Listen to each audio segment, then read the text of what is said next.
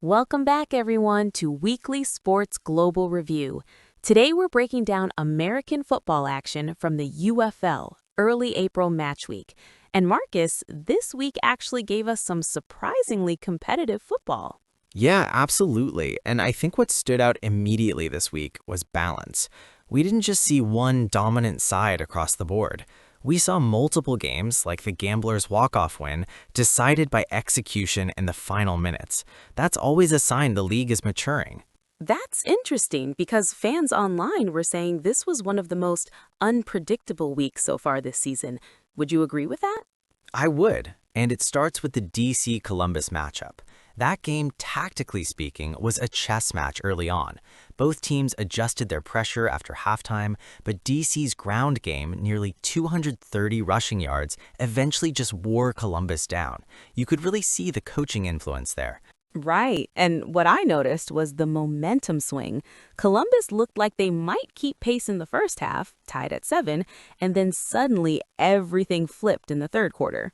Exactly. That's where quarterback decision-making becomes critical. In spring football, consistency under pressure is what separates a good drive from a turnover-heavy collapse. Columbus found that out the hard way with 5 total turnovers. Brief pause. Now, another game that got a lot of attention was Orlando against Louisville. That one felt more defensive, right? Very much so. That was a field position battle ending 19-9. You had long drives, slow tempo, and both defenses tightening inside the red zone.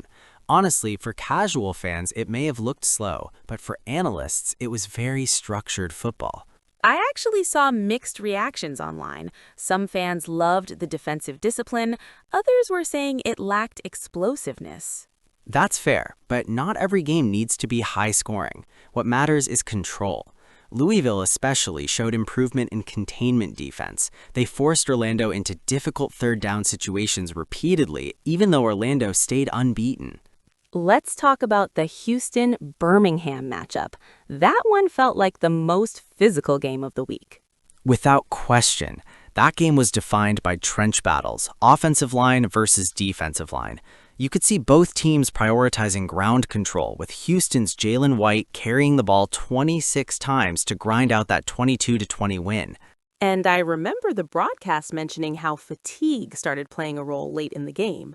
Yes, and that's critical. When defensive linemen get tired, gaps open up, and that's exactly how Houston set up that 50-yard walk-off field goal as time expired. So would you say conditioning decided that game? Conditioning and discipline. One or two missed assignments in a physical game like that can completely change possession control. Good question.